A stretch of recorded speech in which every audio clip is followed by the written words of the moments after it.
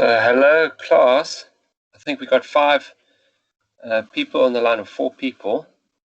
So we're just going to wait. I see someone has started recording class. Can I just ask if you're recording that you can stay recording the class, because I have sometimes challenges downloading my own recordings. So Claudia, I see is recording the class. Thank you, Claudia.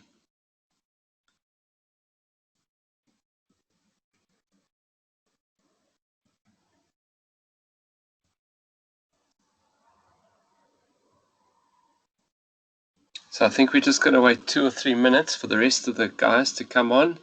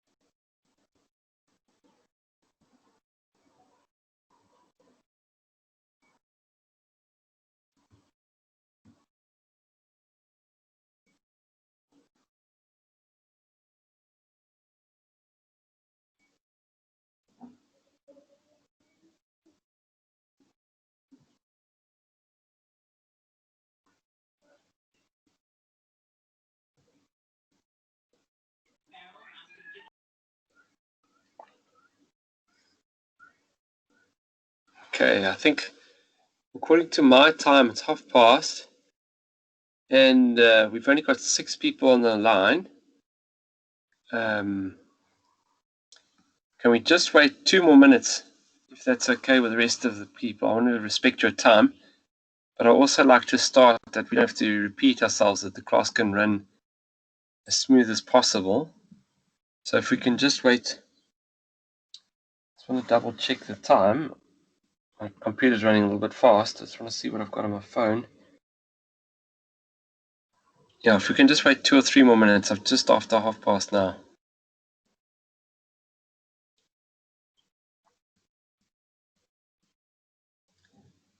So we've got 1 extra person online. So far there's only 6 of us.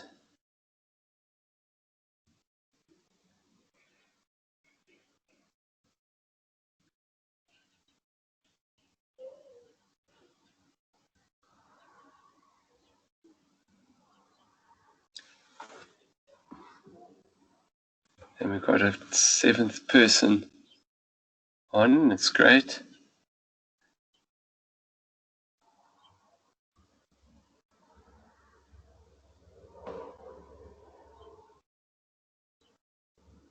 But 1 more minute and then we'll start.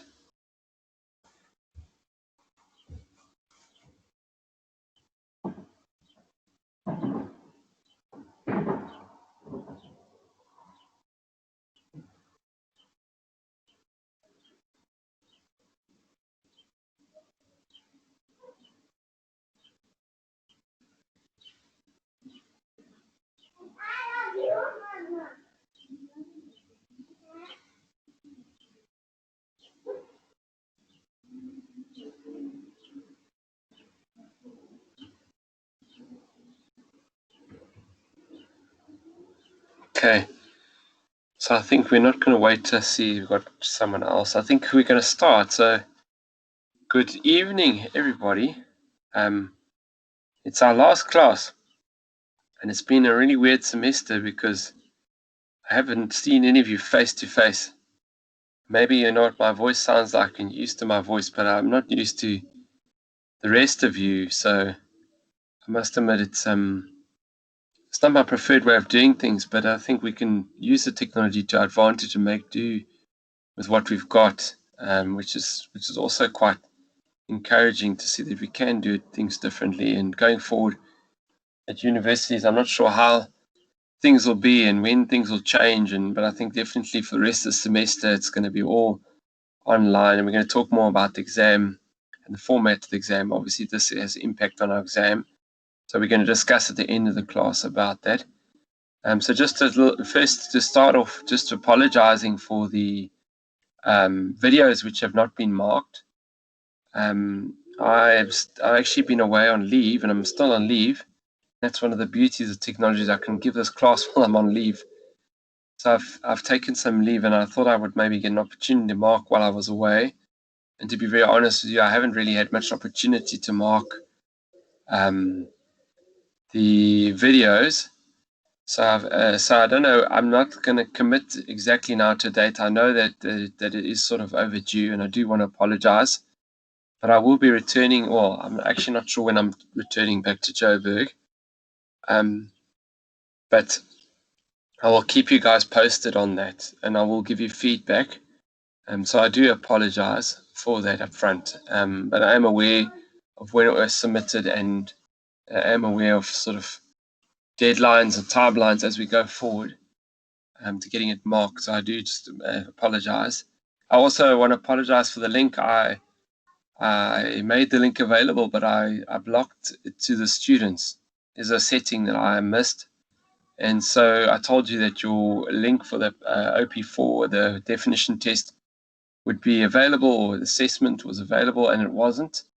And I do apologize for that. Also, I wasn't on my emails in the first few days of me being on vacation, so I didn't notice it. So when someone said to me that it was available, I went and I made some changes.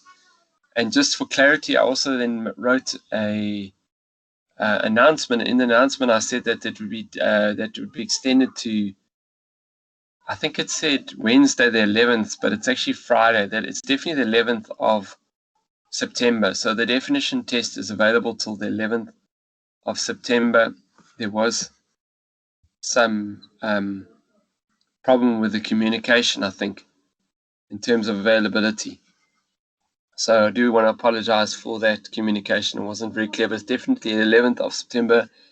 It'll be available till the 11th of September. And I think going forward in this class, I don't think there's anything else. We're going to discuss the exam at the end. And then just to let you know, for encouragement, the definition test is meant to be hard. It's not meant to be something that you all get 100% for.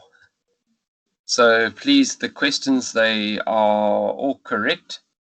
Some things are more correct than others. They are challenging, some of the questions. Some are very straightforward.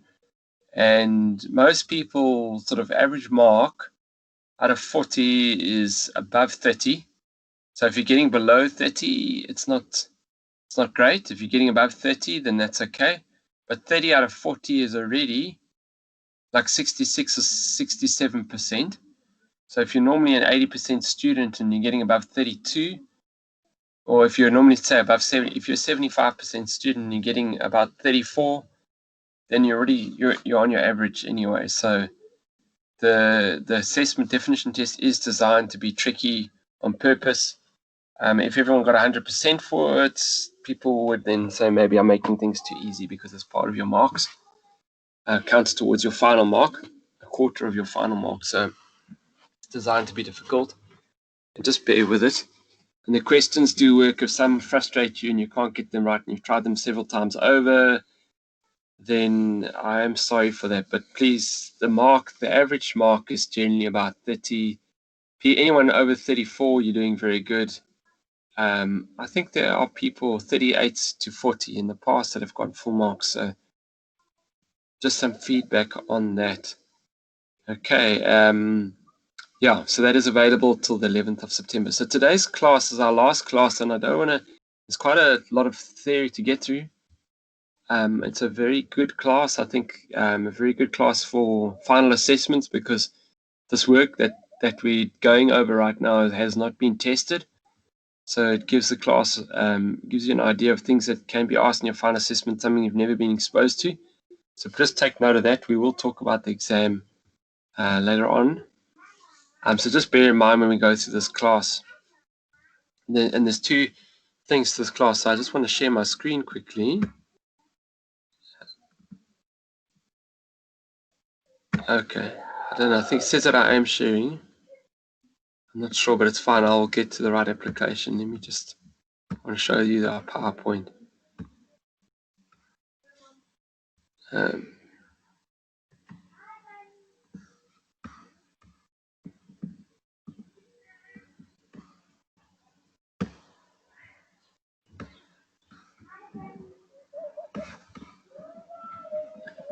Sorry, I don't know why I'm pedaling to find.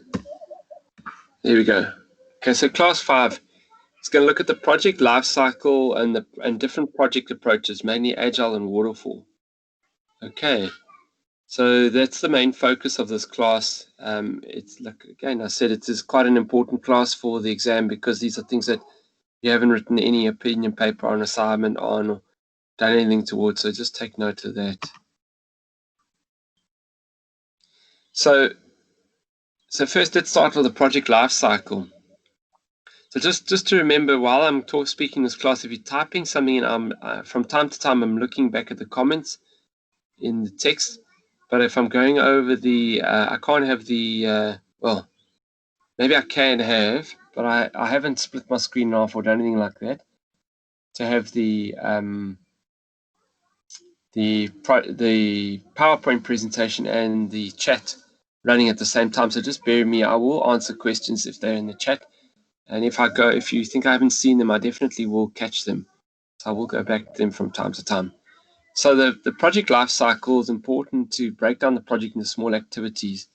It's very important for things like cost and time and the resources needed, and to identify resource dependency, critical path as well, which is the route that one must take to get things right. So what's very important in any project is cost and time, and they're kind of the same because our time, even if you work for a company, your time is worth money. So as a lecturer, I could work out how much time I spend at UJ on my UJ work, and that's actually how they pay me. Because I'm a contract lecturer, even a full-time lecturer, you could actually work out how much you cost the organization for how much of your time. So cost and time are pretty much the same thing. There's a strong relationship. The more time a project takes, the more it's going to cost because people are paid for their time, and there are other costs involved in projects that we'll get to. Resources needed. So resources is anything needed. It's not only software or people or funds or anything significant that you need. So it's any kind of resources, people, software, physical resources, like if your BI solution requires hardware, middleware, any of these things are required. It's all part of resources. And then identify resource dependency. So there you look at some things in a project are more dependent upon other things. So there's like a line or which links to the critical path, so that you know this, to get this right, I have to first set my server up in my server room. And to set the server up in the server room, I need to have air conditioning because the server needs to run at such a temperature. So I need cooling. So the first thing I need to do is install air conditioning. I can't put my server in first, because if I put the server in first and then put the air conditioning, people are going to tear down the roof. Something could fall on the server, etc. So I think that'll help you understand kind of things when you talk about resource dependency. Certain things, there's generally a rule that certain things there's an order or process to follow, and we're going to deal more about project management styles with waterfall and agile, but looking at resource dependency is very strongly rooted in the waterfall method that we're going to talk about. One thing leading to another thing, leading to another thing, leading to another thing. Okay, and then critical path is just to say that this is the critical path. These are the key things that really need to get right to get this whole project right. I think everything is critical to some degree, but some things are more critical, let's just say.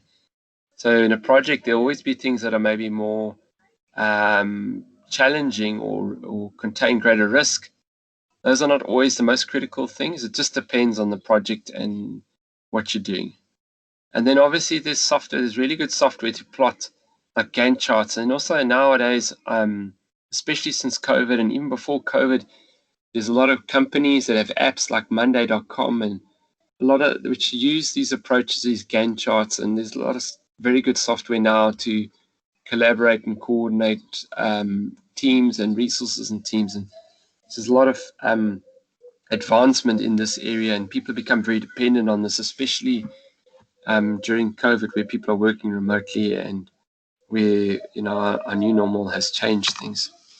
So just some background. This is what I call the life cycle, but to be very honest with you, it's not actually a proper life cycle.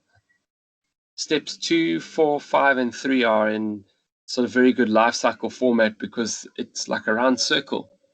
And so are 5, 7, 8, and 6. There's two life cycles that are kind of joined together. It's a bit of a mess, but we just, for the sake of this course, we're calling it a life cycle. And technically, it's not a true life cycle. We'll never give you a question in the exam about that. But if any of you are thinking, look, that doesn't look like a proper life cycle to me, then you're right. But let's just see it. The steps are numbered.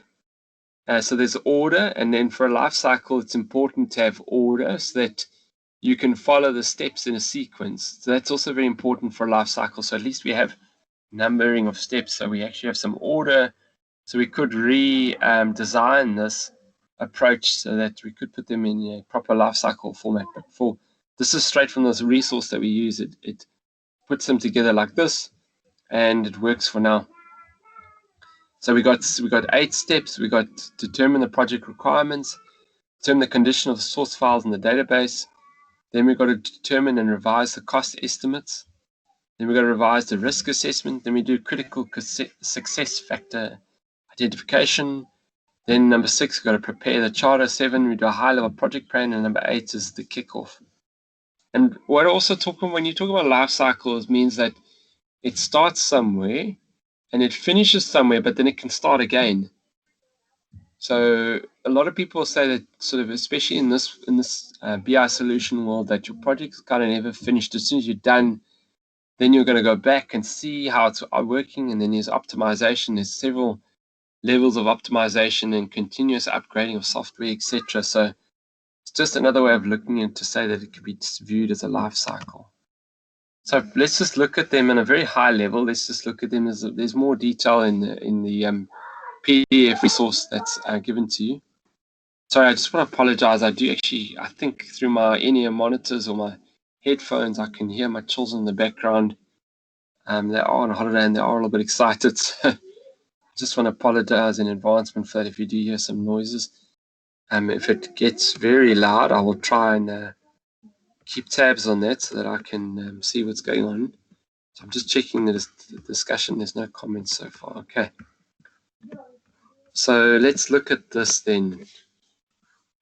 Okay, so you've got the first step is to determine the project requirements. So whenever you want to start a BI project or any project really, a lot of this is quite generic for any project. Not all of it, a lot of it. This step especially, you've got to decide what do you want. So maybe you're also looking at your life right now, and let's put it in the context of your life. So this step is like you want a job.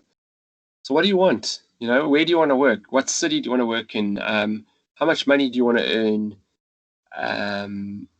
What companies do you want to align with that you believe that companies that you stand for, that products or services that they deliver, things that what are you passionate about? All these things can be specifications that you're looking for in a job that'll help you identify which jobs to apply for and which not to.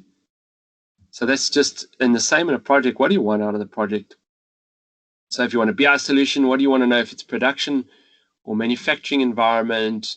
What do you want to know? Do you want to know how effective your machines are, how productive they are, how productive the labor force is, how you're responding regarding the demand for your products? Are you able to keep up? When should you look at investing or renting or buying new equipment or machinery? What's the profitability going to be like? All these things. There's a lot of questions you ask. Speaking when you're looking at a service-orientated job and you want a BI solution, Maybe you've got a whole bunch of people that are working somewhere and you want to actually physically track them with a GPS system or an app in their phones, so that when they're walking around, let's say they're servicing, let's say you run a lodge. I'm staying in a lodge now. Let's say you got a whole bunch of helpers that are cleaning the different units, so you want to track them to know where they are, see how long it's taking them clean each unit. You can track their cell phones, you can use GPS data, and so it really just depends on the kind of operation that you're doing. What do you want out of your BI solution? You have to ask yourself that. And it's very important. Every business must link down to optimization, and optimization will then link to increasing your profit. Every business is looking to make a profit, so whatever data you're collecting and tracking must somehow link back to in some way making more money. And then you know that whatever you're doing, you're going to be having an impact on the amount of money you make, and that's what you want to do with BI. So then number two, this is where it's different to most projects, is determine the condition of source files and databases. So in a BI project, once you know what you want, you say, okay, fine. Then you're going to say, well, what do we have? That means that's looking at what do we have. So what is the source files? Those are files. Maybe you're collecting data already in your business. Maybe you've already got a BI solution and you're looking for a better one. Maybe you've got nothing, then you won't have anything to start with, and it's easier. But what do you already have? Operational databases, what do you already have? Can we build on what we already have? Can we migrate the information and data from what we have to something new? Do we have to start again from scratch? So these are the kind of questions that organizations would need to ask themselves. And then once you determine what you want and what you have, then you can go back and you can look at the cost. Now, what would it cost to do this? Because I've determined whether I want to upgrade, migrate data, what you can have a better cost estimate. So then you can look at hardware and software. Is it stuff you want to buy hardware all in-house and control it all in-house, or do you want to outsource it to a cloud software as a service solution and use the middleware and hardware already that's sitting in the clouds? So there's a lot of options for businesses. Is it something you want to do in-house? Do you want to get consultants and contractors from outside to help assist with this? So there's a lot of things you've got to look at with that step. So that's step number 3. And then number 4, risk assessment. So this is important in any project, to revise the risk. So in BI, there's always going to be a risk. So I mean, I'm working now on quite a big, large-scale project with a government entity where I work. And right now we've had a major challenge with our data, and we had to migrate from one system to another system, and I think that was our biggest risk. And we didn't maybe do the best job that we could for a number of reasons. It's always complicated, but I think that's the worst risk, is that if we lost all the information, how would that impact our business? Can we go forward? Does our business, can we actually continue business losing information? How important is that historical past information? So that's a risk always. Will it migrate? Will it migrate successfully? Will we lose any files? What will happen if we lose files or we lose data? These are the kind of questions you need to ask yourself. And then it's very important that you can identify critical success factors. That's step number 5. So every project must have something that's really important to get right. So let's say, if we're looking in a building, let's use building as an example, is that for a building, if you get the roof wrong on a building, it's not the end of the world, because it's the last thing that's put on. It's the easiest thing to sort out. If there are problems, maybe there'll be leaking in the building, but it's that's not that big a thing. But if you get the foundations wrong in a building, wow, then you can scrap the whole building and start the whole thing again from scratch. So the structure and the foundations are more important than the roof. So these are things that help you identify what are the critical success things. So maybe in the project I'm working on, the data migration was a critical component to get right. We can have any hardware and software, that was easy, but to get the data migration was very critical. And how can we run like a test to see if it'll work, so that we can make changes? Can we import or export smaller files and check the integrity of those files and check? So what are we going to do to that? And those are to identify the success factors. And then once we've done that, then we prepare the project charter. So this is where this is very administrative intensive.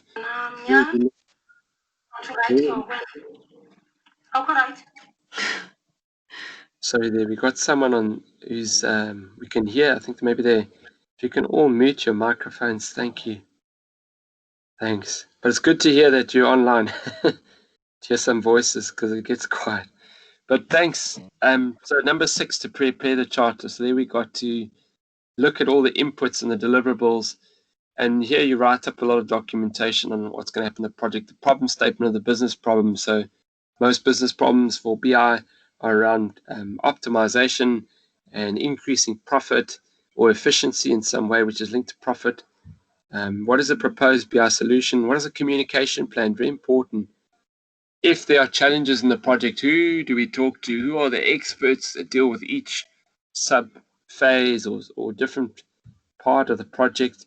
And how do we communicate right from the project leader down to the people that are implementing? There has to be some chain of command line. There must be some communication plan as well. Constraints. So what are the constraints? Maybe there's time constraints, budget constraints. Maybe there are legal requirements for your BI solution, like working in a government space. You can't just go and put the data and our information anywhere. There's some requirements as to where we can put our information. We have to look at that. What's the risk? Very important. Again, look at the risk. And what are the critical success factors? So these are things in points, step 6. And then once we've done all that documentation and set that all up, then we look at the high-level project plan. And this is usually some Gantt chart. Now, sorry, Gantt chart.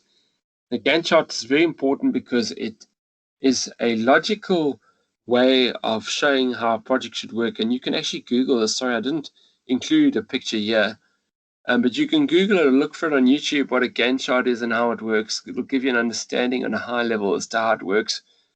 But really, you get to see visually how the project should work and the sequencing of different things that need to happen in the project and the resources that are available for each of these, be it time or money, and all the things you need. And then you got a project kickoff.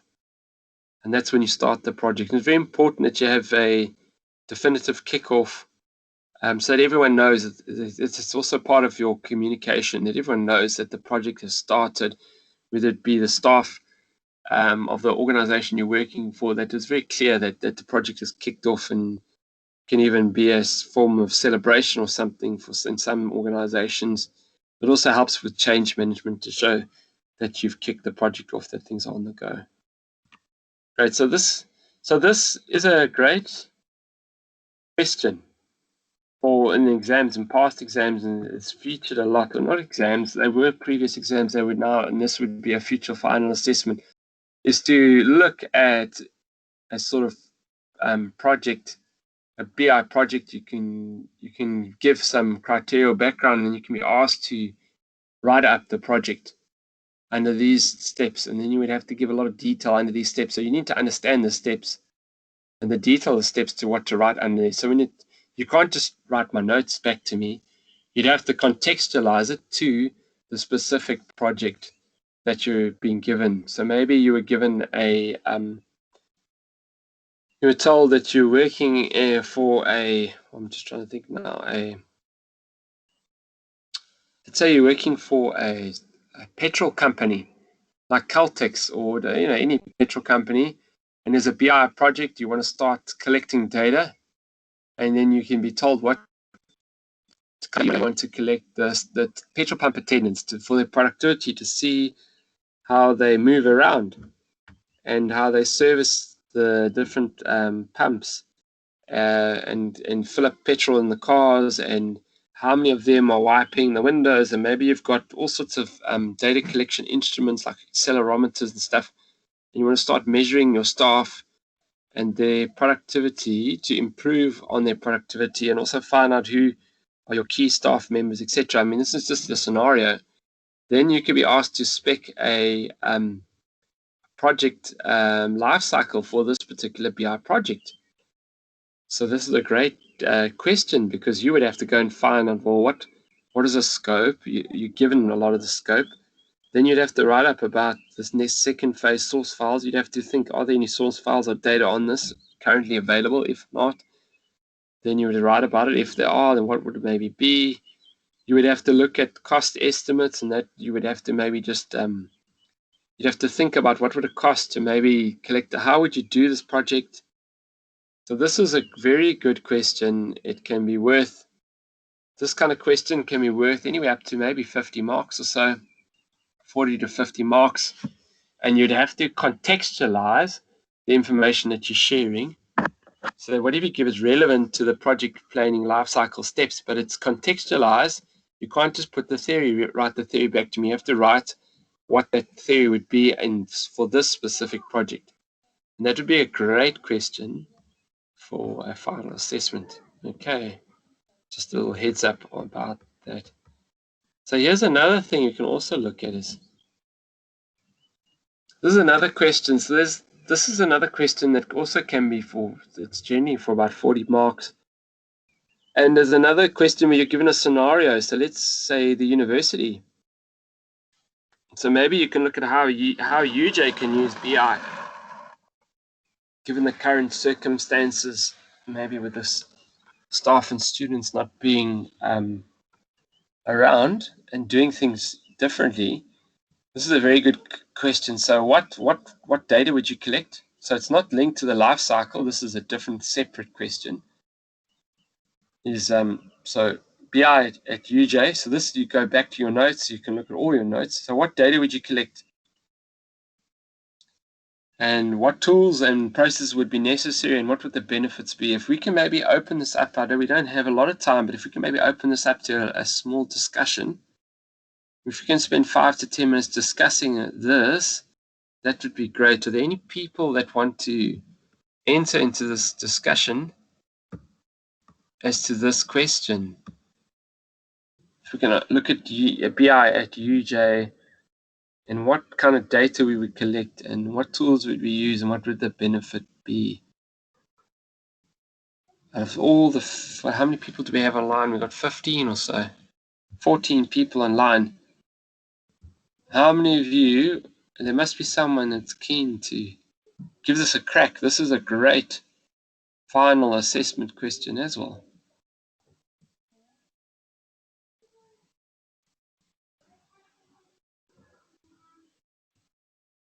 So it's dead. No one wants to have a go. So I think I'll have a go. There we go. So Hi there. How is it, sir? Please go. Wonderful. Do you want to go? Yes, sir. Can you hear me, sir? I can hear you clearly. Okay, sir. I was just saying, the data that could be collected is how many the success rates that the lectures are having, like how many students are passing within a certain department, and use that data to show over the years, collect that data over the years and show the improvement of the course. Okay, that's great. So that's data. So what tools? What would you use for that? What are the tools to do that? So a data warehouse, first of all. Good, great.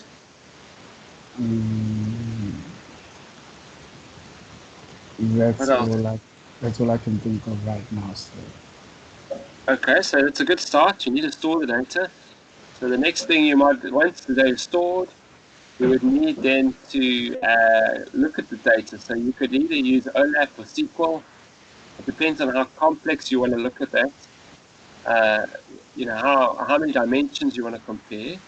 Both can work. SQL, you can do a very simple, a more simplified search, or you can use OLAP Cube. So you would have an OLAP query tool or a SQL query tool. And then also you would also want then maybe to have some representation. So you would have some representation software like a dashboard, but the dashboard maybe not so good for that kind of data, but maybe have some kind of visual representation tool which can give you reports, generate reports. So those are the kind of tools And then what would the benefit of, why would UJ want to spend money and time and do this? What would their benefit be from doing this? Does someone want to have a go?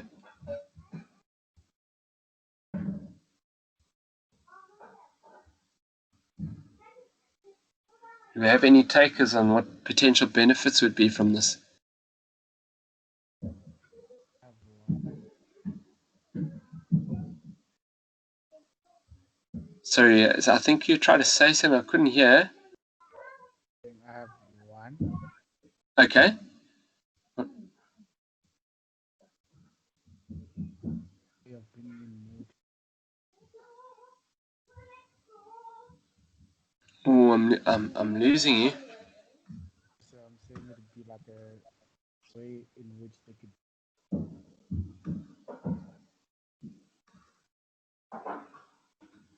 Oh, sorry.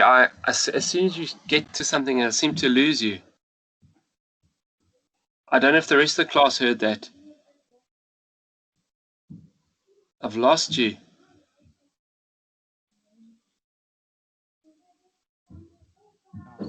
People are typing.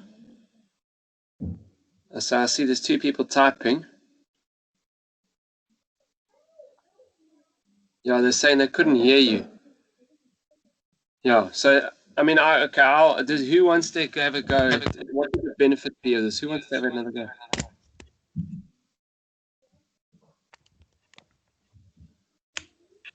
Or type it.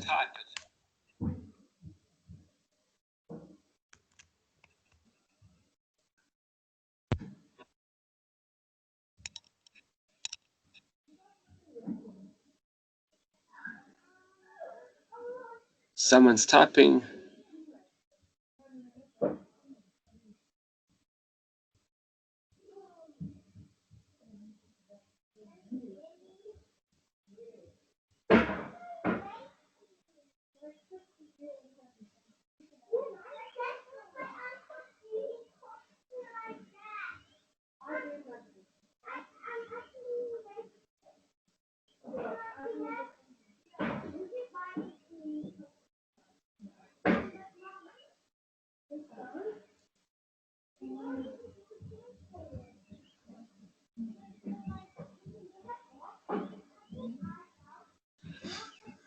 Okay, they're still typing. I don't know if I don't want there to be too much dead air, and we're running out of time. So let me just answer that question.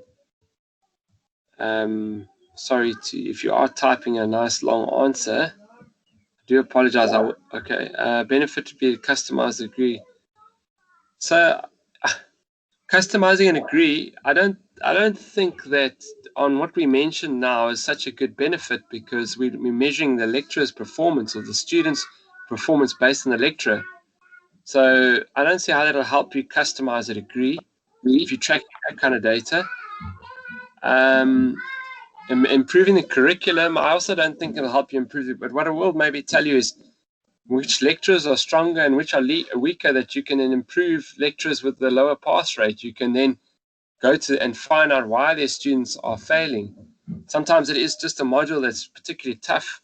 It's historically more challenging, but then you can tweak the lecturer's approach. You can use different technology. So I think that would be a better example in line. These are all benefits, but remember, the benefit has to be in line with the data you're collecting. So if we're looking at the student's performance, we can't say we're looking at to customize a degree. That's not really going to help. Maybe you're looking at the amount of students who choose to do a BCom entrepreneurship, for example, and then so many of them are taking an extra course in philosophy.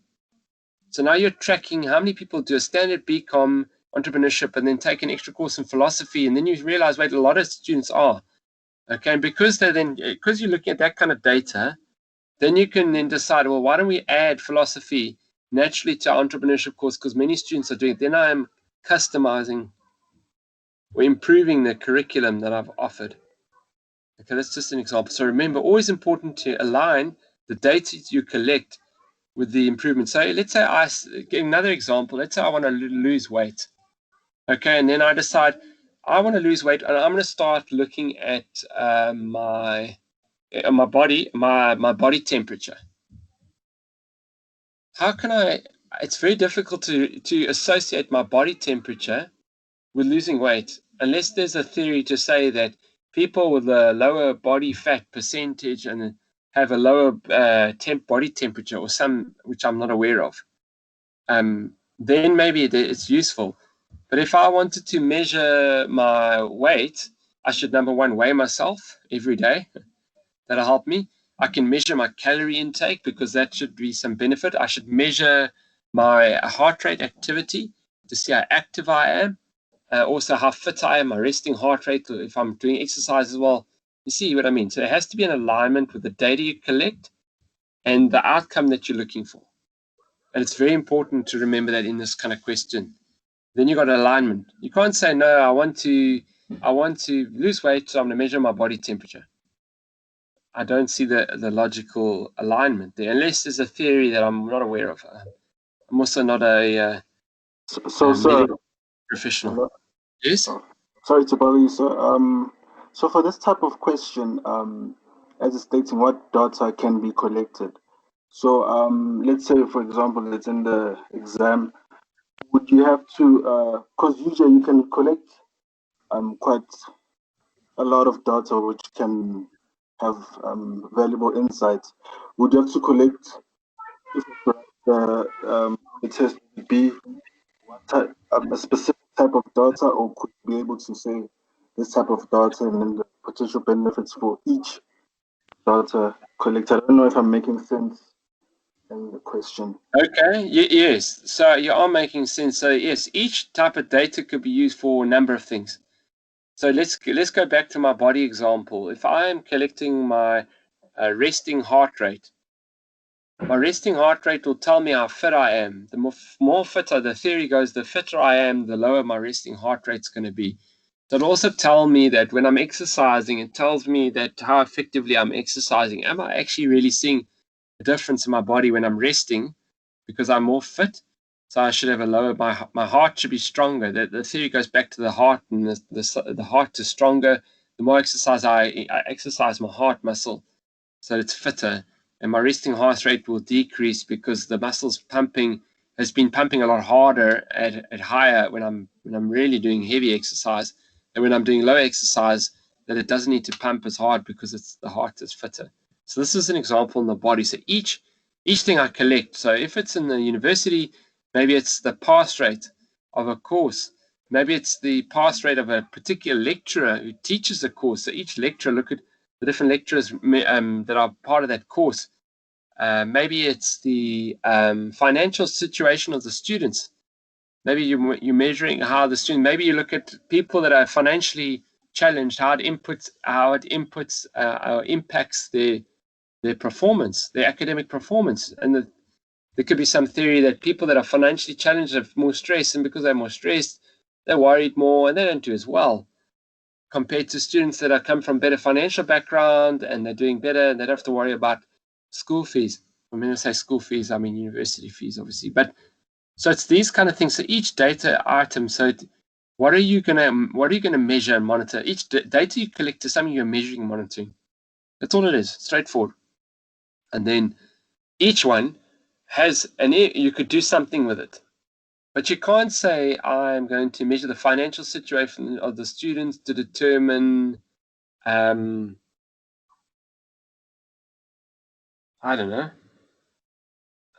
I'm trying to think of an example now, because there could be, there's a lot of theories that I don't know. Maybe to determine, I don't know. I'm trying to think of an example now. Let's say I'm going to measure the academic performance of the student to know what high school they went to. But also you can already track that. Already, I mean, they could already know that before you even register, they've got the right data. I don't know if that there's a 67% chance of you finishing this module on time, based on your age, based on the high school you went to. There's a lot of assumptions, there's a lot of generalizations, but they've got enough data. Where you grew up, what province, what school you went to, all these things. They can, even before you even start, they can almost say that this student's got X amount of chance. So they can already they can categorize you in terms of risk based on the data they have already. And yes, there's a lot of assumptions. There are brilliant children who come from impoverished backgrounds that do phenomenally, you know, they can change the world. It doesn't mean, but they can still say that on average, you are a so much risk student. You're risk category 3, 4, 5. They can, you know, there's so much they can do with the data. And then they know they must put more time and effort into these particular students in whatever way they can. I don't know, but I mean, it's just, there's a lot of data that universities have on you already. Financial information, academic information, those are the main things. And historical information on your background. Maybe they can also see if you're the first generation university goer, that can also impact things. Or if your brothers and sisters have been at other universities. And there's a lot of data out there. There's so much data. There's a lot of things they can do. So I don't want to spend, I've already spent more time than what I wanted to, but just please take a note of that. I hope the discussion helped. So let's move on to the project management approaches. So let's then look at but that question is a brilliant question, and it doesn't have to be you, Jay. If how can this manufacturing environment, and you give an example of a manufacturing environment, use BI? What I can give you a scenario. What data can they collect at that manufacturing environment? But if it's not an environment you know, like a manufacturing environment, I can't assume you know what happens when they manufacture chocolate. I can't assume that you know what data they look for on machine, unless I want you to go and do background research on chocolate manufacturing and what machines are required and what sensors can they use. And I don't think I'm going to go to that level. I'll give you a scenario something that if you don't understand it, the information will be kind of written up. You won't have to go and do a lot of outside researching, but you need to know what data you can collect, what tools can you collect. You always need to start with storage. Is it BI 2.0? Do you need real-time data? There's all these kind of things. What tools and processes are needed? So it is an ETL process if you want to put it into a data warehouse, and then you need to mine the data. And once you mine the data, you want to visualize the data. So you need some visual representation tools at a dashboard. So all these things. And then what are the benefits? That's a very good question. Future question. So please just take note of that. Okay, so let's look at project management approaches. So when you're working methodology, so on its own, these are full courses. These are lengthy full courses that you can go and do on these particular project management approaches. But we're just going to briefly touch on them so that if you're working in this environment or exposed to this environment, that you understand the bare bones.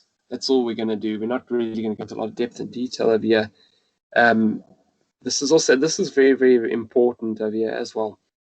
So it's important that we look at it. So two approaches that we're going to look at are waterfall and agile, and they are really quite different in their approach. And we're going to look at a comparison table at the end. I also think that my class notes, that there may be some content missing in my class notes. I'm going to redo my class notes, the PDF. I'm going to have to change it because I checked on it quickly. So this is just a side note.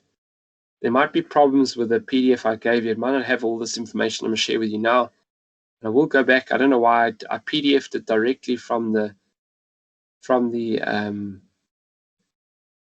PowerPoint, but there might be. I will go back and check it, okay, and make sure it's right for you. So it's very important that you understand these two approaches, that you understand the strengths and the weaknesses, where they work, or maybe where they're better suited. Each of them have an environment where they're better suited, and this will help you pick one approach. And then from there, it'll have a lot of impact on the success of your project based on your approach.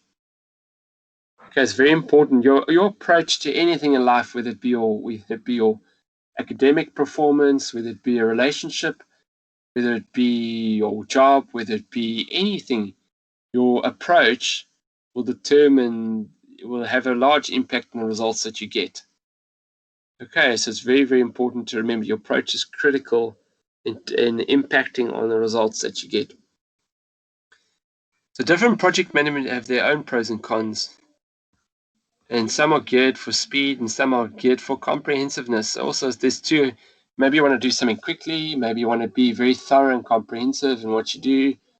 This just depends on the type of project that you are going to do. Just examples. So something that's geared for speed. If you're trying to get test a what's the word I'm looking for? A vaccine for COVID-19. I think you do it geared for speed. But also, it also has to be comprehensive. The testing, the trials, and all that has to be. So I mean, okay, you're trying to make there maybe both, but speed is essential. There's a time limit there. People's lives at stake. It's just an example. It's not a BI example. And maybe also you wanted to start a business to respond to maybe an event happening in South Africa. So you don't have a lot of time to set everything up, and you want to BI solution. So then maybe you're going to gear it for speed and not for comprehensiveness. It just depends on what you're doing. So the first is with a waterfall. Now, waterfall methodology is an older methodology. It was introduced, the term, in 1970, and this was in response to managing increasing complexity nature of software development. So in 1970 already, believe it or not, people were developing software, very experimental stuff a lot of the time. It was a very different computing world because very few people were using computers. Very rare environments where big businesses and research environments are using computers. It was a very different environment. But they started looking at, well, how can we make sure that we develop better software? So what methodology can we use? And they came up with waterfall. And this is widely adopted. It's sequential. So sequential means that one thing followed by another thing, followed by another thing. So it's like almost like the instructions when you're baking a cake. There's instructions. First, you are going to put the eggs, you're going to crack the eggs into a bowl and you're going to mix them with milk. So you mix the liquid content, all the liquids together, the eggs and the milk and the oil together, and you're going to use a mixer to mix that. Then you're going to add the flour or anything else that you're going to put into the cake, maybe with all the solid ingredients, mix that into the liquid. So already there's a process and flow. I'm giving you a steps in order. Okay. It's requirements focused. So what do we need? So for that particular first step, when we're going to put all the liquid contents in a bowl, we're going to need the eggs and we're going to need the milk and we're going to, so that's just the requirements. So what do we need of this BI process? Maybe we're going to need the air conditioning. I explained the example. We need to have the right operation environment for the server we want to install, and we need an air conditioner. We need security. We need the locks to be put on the doors. So, and then, these are things that we need for each step. There needs to be a clear idea of what the project demands before proceeding further. So you need to know exactly what you want in the end. Maybe it's this server running this particular, so this specification server running this specification application, and this is what I want to set up this BI solution. So now I need exactly that. And then you have to work on what is it, each break down the steps to get to that. What are we going to do first? What resources I need at each part of the way. It's resource focused, remember, and there's no scope for correction. So once you start this project and you're going along, if you're doing a pure waterfall method, if you have a problem, you go back. You just always go back. You go back. Where in the agile approach we're going to look at later, it's very different. This is often called a traditional approach. It's quite straightforward. Literally, it's sequential. It's very straightforward. The logical things. This must be done before that, etc. And it's divided into discrete stages, starting with the collection and analysis requirements, then designing the solution, then implementing the solution and fixing the issues. It's quite similar. If you look at the life cycle approach that we did earlier, there's a steps. And each stage in this process is self-contained. And you've got to wrap one thing up before the other. You can't move on. So you can't say, the air conditioner is taking too long to install. So we are just going to start with the security and let's just get the security guys to come. And you say, no, we're going to wait. If there's a problem with the air conditioning for whatever reason, maybe the building doesn't have enough power, can't handle the power supply. So let's say the air conditioning requires 2,000 or let's say 5,000 watts of power, and your building currently you don't have that, then you have to first sort out the power problem before you can even do anything. So you can't say, okay, that's fine. While they're doing it, let's start with this. And this is a very a good example is when you're baking a cake. I know it's not a BI example, but generally you have to you can't say, while the liquid, because I don't have milk, I can just carry on making a recipe. I'll just put the milk in at the end. You can try that. I mean, I'm not saying you can't do it, but it's generally you go out and buy the milk, get the milk, then you got to carry on with the thing. And then if you find you're missing something else, stop, go out, go and get what you need, come back, carry on. Okay. So what are the advantages? Easy to use. It's straightforward. There's steps. It's very logical. There's resources for specific things. It's very straightforward. There's division between stages. It's intuitive and easy to grasp because there's clear stages and there's clear resources for each stage. It's very easy to grasp. The structure, it's very rigid.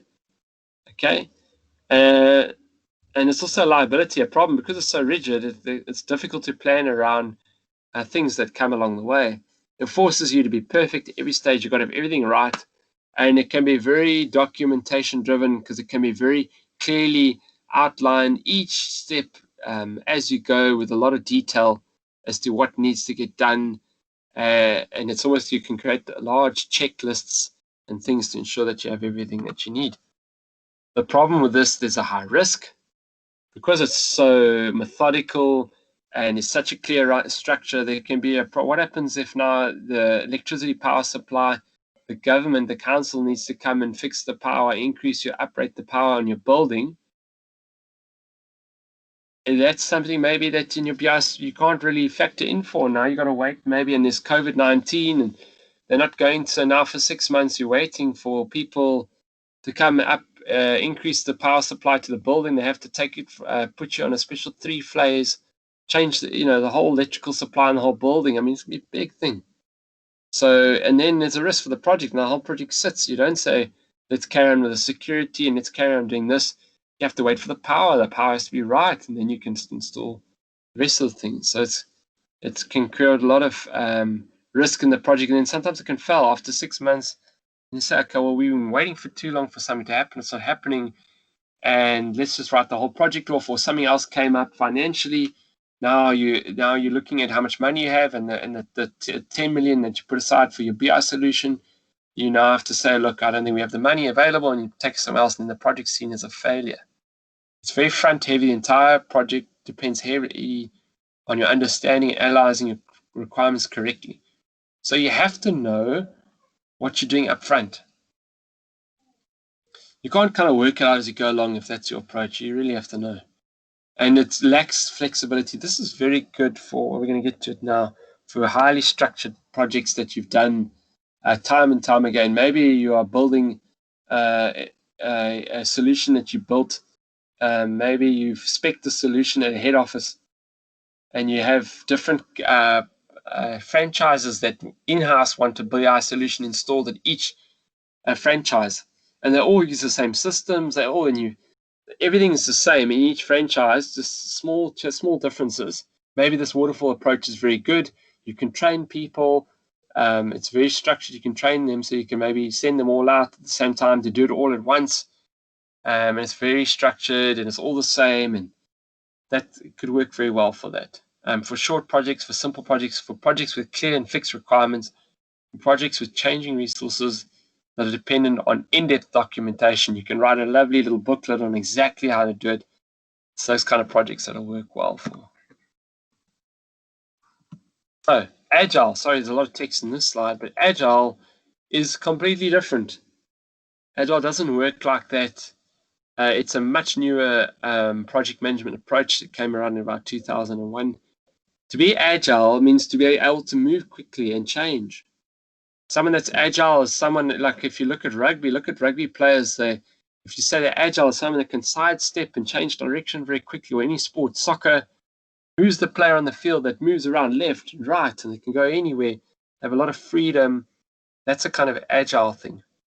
Okay. So, and in 2001, they came up with the Agile Manifesto. So a lot looked at doing projects differently. Agile is opposite to waterfall method. It favors fast and flexible approach.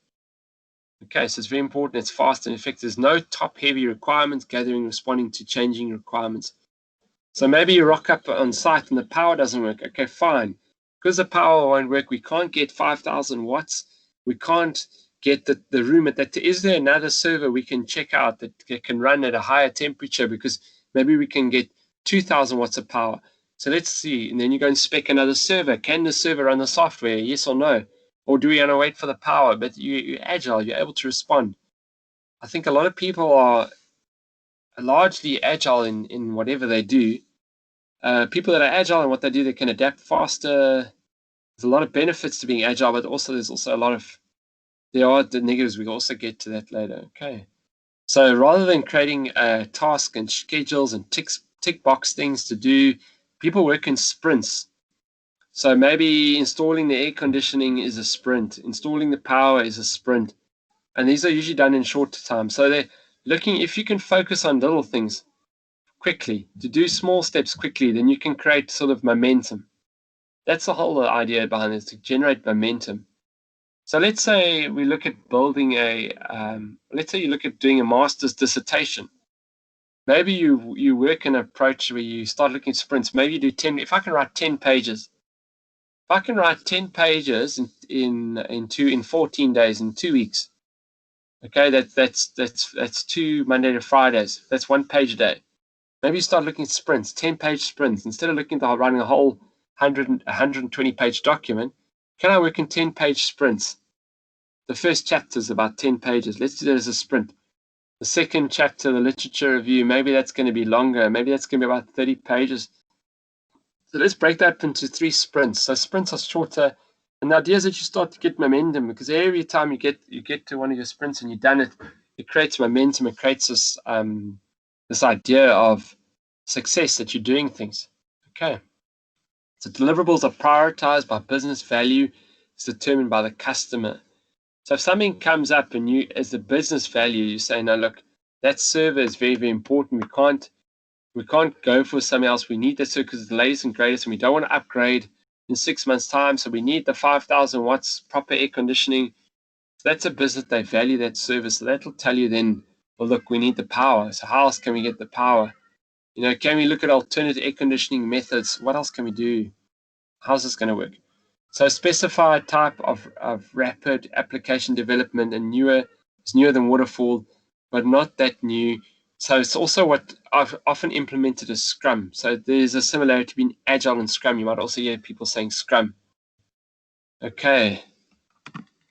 Agile advantages. So it's flexible, it has freedom. It's no fixed stages or focus or requirements. It gives you a lot of flexibility and freedom to do things and make changes.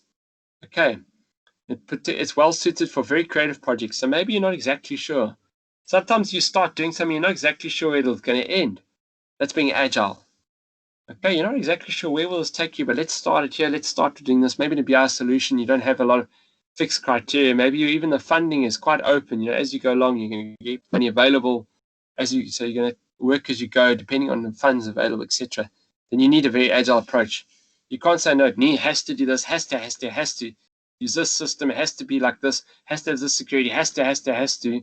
But the money is only available like on the fly as you go, and sometimes it's more money each month, sometimes it's less.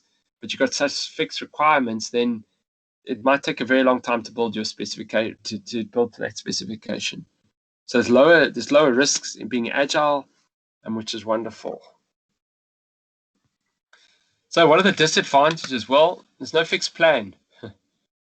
So it's kind of hard to explain. You need a very experienced person can work well in this environment, because they've seen a lot of things. There's no fixed plan. When something goes wrong, they might already know how to manage this thing. And you're constantly juggling resources. You're working on this, and you're working on this, and you're working on that, and you're going back to it. You're not working in one. Some people don't like to do that. Some people like to start one thing, finish one thing. Once they finish the one thing, then they need to move on. Maybe in your life you can already work out what approach suits you, your personality. Some people like to be more waterfall in their approach. Some people maybe like to be a bit more agile in their approach as well. Then it's also very collaboration heavy. To work in agile teams, it's quite chaotic to some degree. It's a good descriptor. So you need to have a lot of collaboration. There needs to be a lot of time when you're coming together, where you're working closely with people, because a lot of things are happening at once, and you need collaboration. And feedback focused approach. So as soon as things are going on, there needs to be a way of quickly getting feedback. There has to be regular meetings, team meetings, in ways that you can update people on the fly. Because maybe you're working on 2 things simultaneously. That means together, simultaneously. And as you go, you guys have to be working at the same speed, so that maybe deliver something together at the same finished time. There needs to be a lot of communication, collaboration between the 2 teams. and it's best for things that are very flexible, okay, and can adapt to many different project types. And that being said, this method works for when you don't have a fixed end time in mind and you have a general idea of what you want. When the project needs to accommodate quick changes, your collaboration and communication are your key strengths, and this is also good for you. And you're not very some people are very planning heavy, intensive, and focused.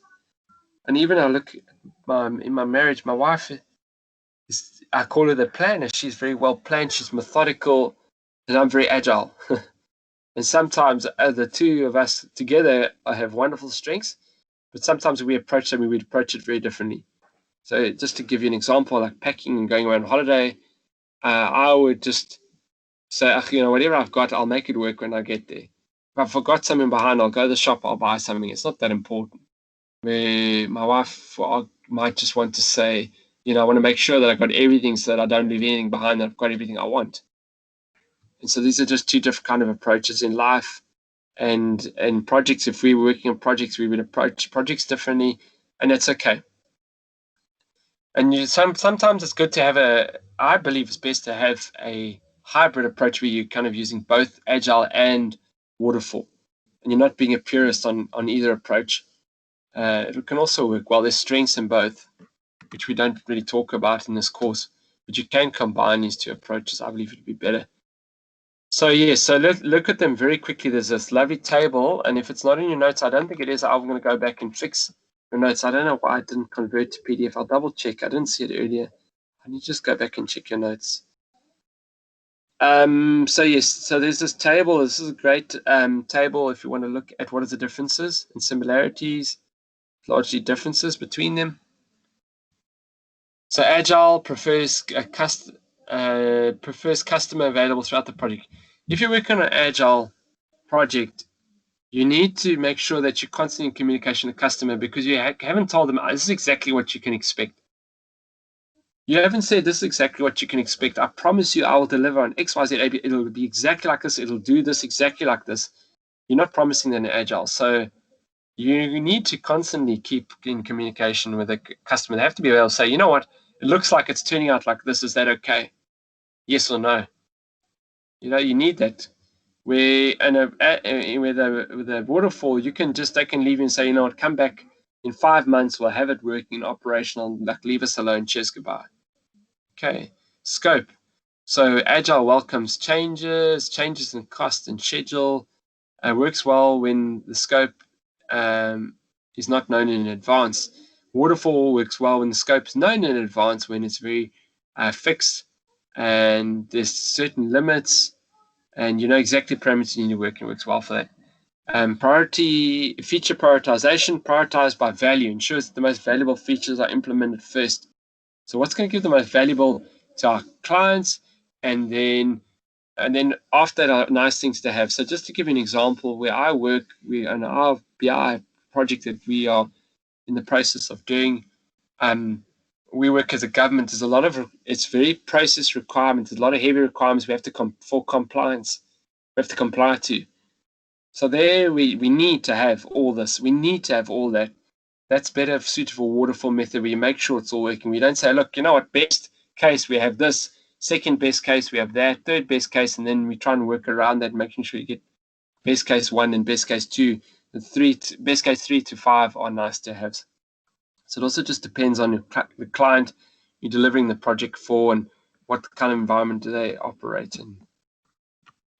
Okay, and then the team. So Agile prefers a smaller team, high degree of coordination. Waterfall can be work in big teams. Team coordination and synchronization is limited, and it's kind of more of a handoff approach.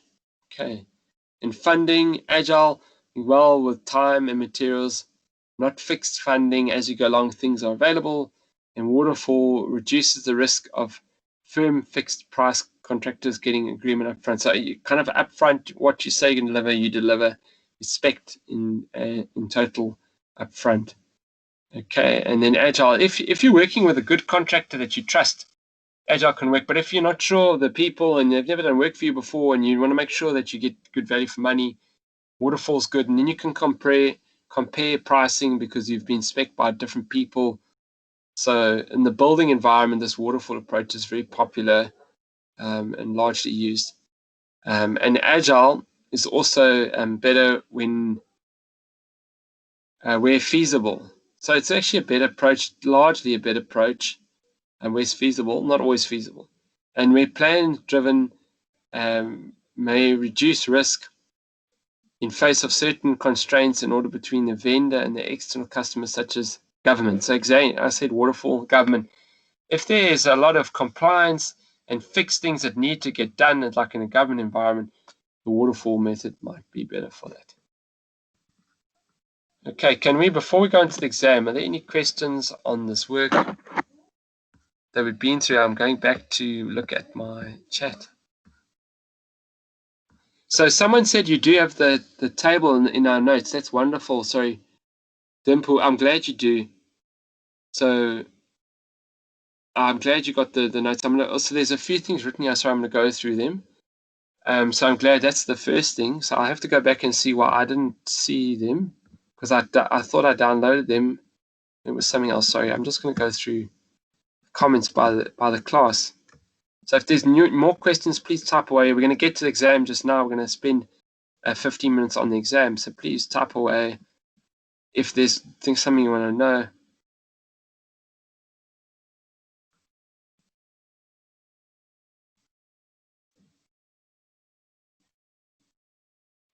So someone wanted to know about KPI in this question.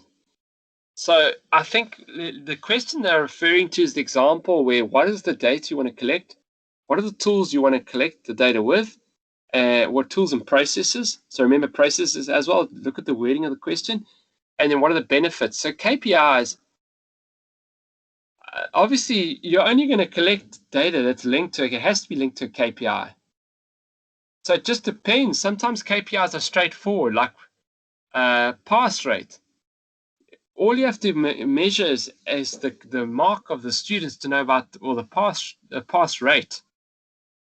Actually, yeah, so there's two things you need to know. So the rate, you need to know is the mark of each student. That's what you need to know, the average mark of each student. Not the average mark, just the mark, the total mark of each student will tell you the pass rate. How many students, actually, I'm talking nonsense. How many students get over 50%? The number of students that get over 50%, that could be a KPI, that's the pass rate. Okay, and you could see that as a percentage or just a total, it's normally in a percentage. So let's say I got 100 students and 50 of them are getting over 50, so it means 50% pass, that's a pass rate. That's a KPI. So there's a link between the KPIs and the data you're collecting. There has to, each data element you're looking at has to link to a KPI. If it's not linking to a KPI, then you're just collecting the data, not knowing what you're going to do with it. If you have the luxury of that, sure, go ahead. But it costs money and time, and not most organizations won't just collect data for the sake of collecting data. Maybe it can be useful down the line. You realize, hey, we collected data on this years ago. We got a lot of good historical data on this. Now we can start using it. We found a use for it. But most environments don't work like that, so it's generally linked to KPIs. Are there any questions on the project methodologies before we go on?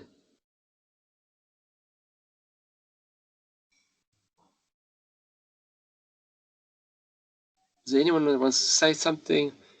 Comments or questions?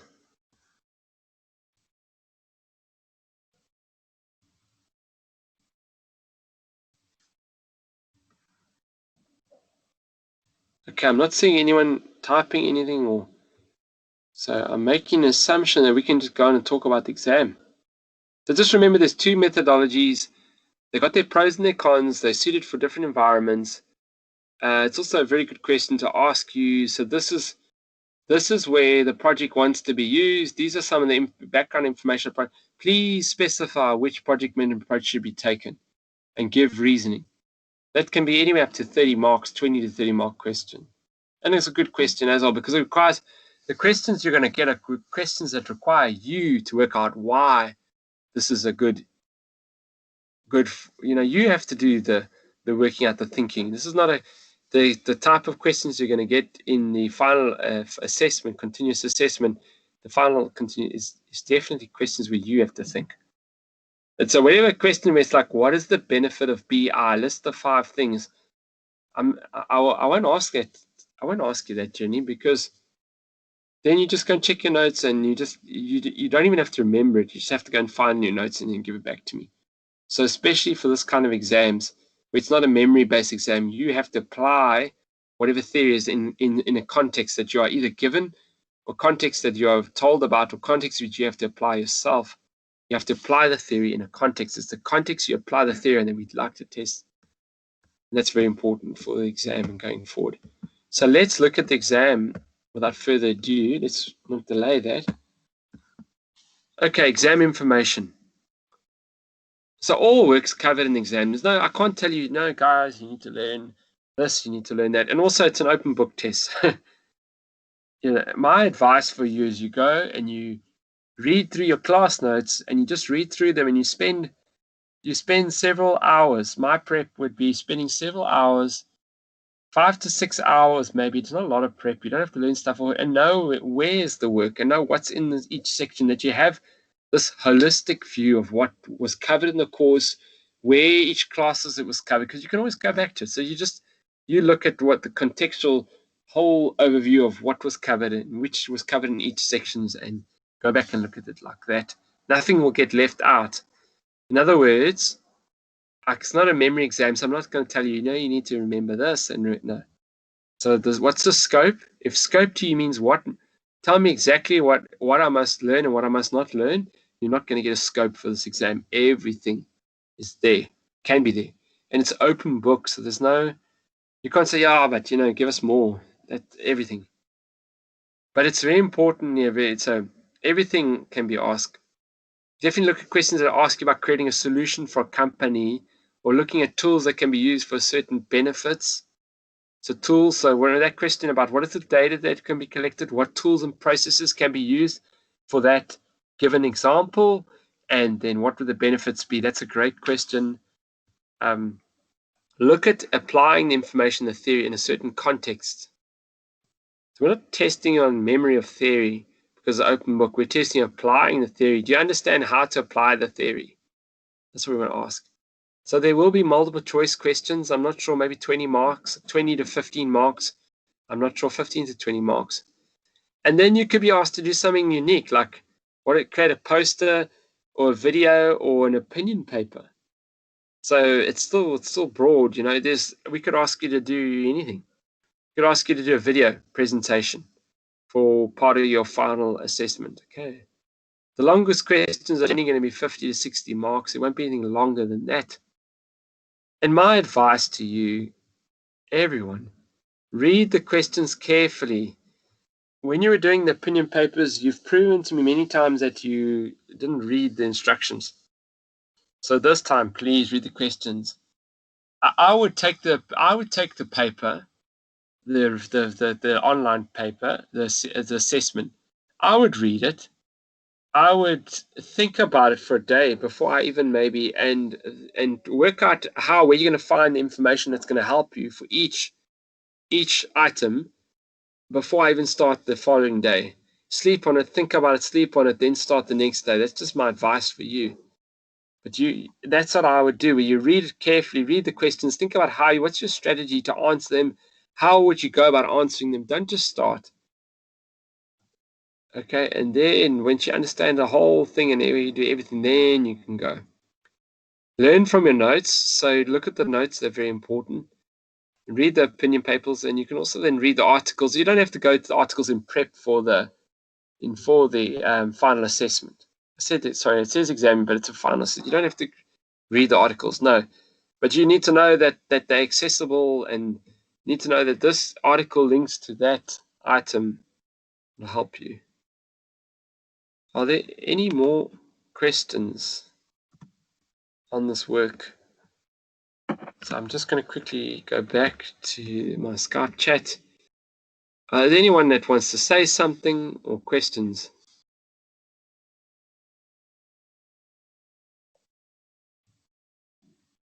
It's your final chance, guys. Oh, so I want to ask in terms of the dates. That's a great question. I actually don't have the dates yet. So I will be getting feedback. I will make it. I'll be getting feedback soon from the department. I don't have the dates yet. All right. So, sir, when I look at the type, so it could be a video, poster, and opinion type of. So that's the 2.5 words, all right? Yeah, I will give you the word breakdown for each item. So I don't think it's going to be 2,500 words for one item. Depends on the mark allocation. But a longer question might be anywhere up to, say, 1,800 words maximum. I'll give you the maximum. And you just need to stick to the maximum. All right. As well for the poster in terms of the words and. Yeah, so in a poster, so previously in the last semester we did posters where I actually gave you a word count. I said it should be so many words on a poster. So I did give the word count. We did it before. I gave a word count. There's a question, can we email you during the test? So the answer is yes, you can email me, but don't email me to find out, I was thinking about doing this or that, or if it's anything on the content, I can't answer you. I'll just say go and read your notes, or I can't help you through. I'm not a coach to help you through the final assessment. Where with the opinion papers and stuff, if you email me and say, I was thinking about writing about this because I found one of your sources mentioned this, I could then say, what, yes, please include that. It is part of the recommended sources. It's important you include it. I can't say anything like that this time. If you say, look, the link's not working, I need to respond and say, great, thank you. I'll double check it or something like that. Then I'm going to come back to you. All right, then, So, sir. I just want this is the last question. In terms of like a poster, since it's not really something we've done like a lot in terms of, so it's kind of hard to gauge really what exactly is from us in terms of the poster. Even when looking at the past exam, looking at the question, it's quite hard to really gauge. okay, so I agree with you. You might. So number one, I'll give you a specific criteria. So I'll give you a breakdown. So in the last poster that you did, I gave you so much marks for creativity and innovation. That is, I mean, how do we gauge creativity and innovation is difficult. Can you show this point clearly in the poster? What are the three elements of whatever XYZ or ABC? So it is more abstract. I agree with you. Some people are better at it, some people are maybe weaker at it. So it's maybe not everyone's strength, but it's just something different because there needs to be variety in things. Some people like to visually display things. Some people are more analytical. They maybe don't like visual displays of things. So I don't know how to answer your question, but I try and make it as specific as possible of what I want. And that's the best I can do. If it is going to be a poster, if there's a poster in it. So I understand, the poster I always got the most questions in the poster. Everyone asking me before the assessment. People were asking me, not during the assessment, but what do you mean by a poster? Can you show me an example of a poster? There were questions like that. So I do understand it's a difficult one to answer, but I will be as thorough as possible to give you a breakdown of what I'm looking for. But it is a bit of an agile thing to mark as well, because it's not saying I want these 10 things exactly like this in this order. You have to be agile when you're marking. Well, how creative is that? Oh, that looks pretty good. They use a lot of color. So I do understand, but when I mark it, I have to be agile as well. I'm not very rigid on marking a poster because it's hard to say exactly what I'm looking for. It's hard to tell you exactly what. It's just one of those things. And it is a good academic skill because later on in your academic career, there are always conferences. If you want to become an academic or do a master's, you might be asked to do a poster for a conference or something. So there's a question from Appreciate. They're asking about the videos, and I just said as well, I am on holiday. I'm not even sure when I'm returning from holiday, but officially my holiday ends on Sunday, and I don't think it's going to be marked before Sunday. There are other deadlines as well. And I do apologize for the lateness of this marking. So I am apologizing up front. But I do understand that you want to get your marks as soon as possible, but definitely don't expect anything before early next week. I appreciate it. So there's Neo is typing something.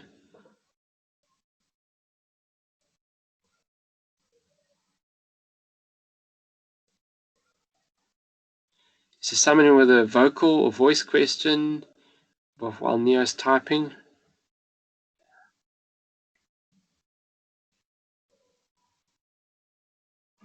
So Neo says there's a poster in the honors research project. So it's an example of a poster.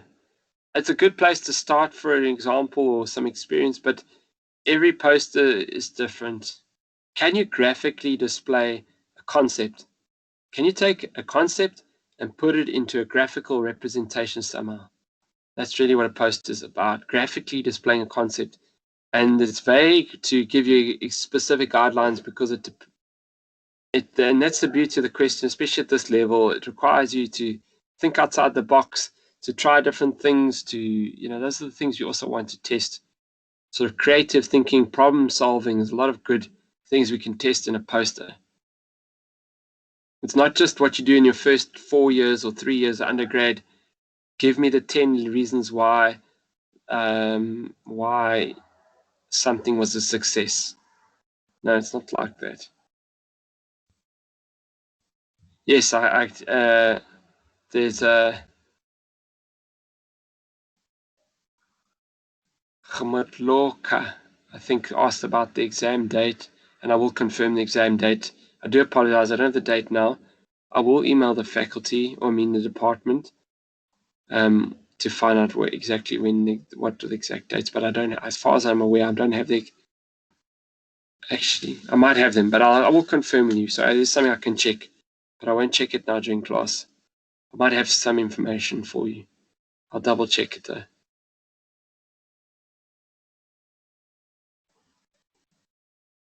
So I think without further ado, there's no extra questions coming up. I would like to thank you guys for a wonderful class, and thank you for a wonderful semester.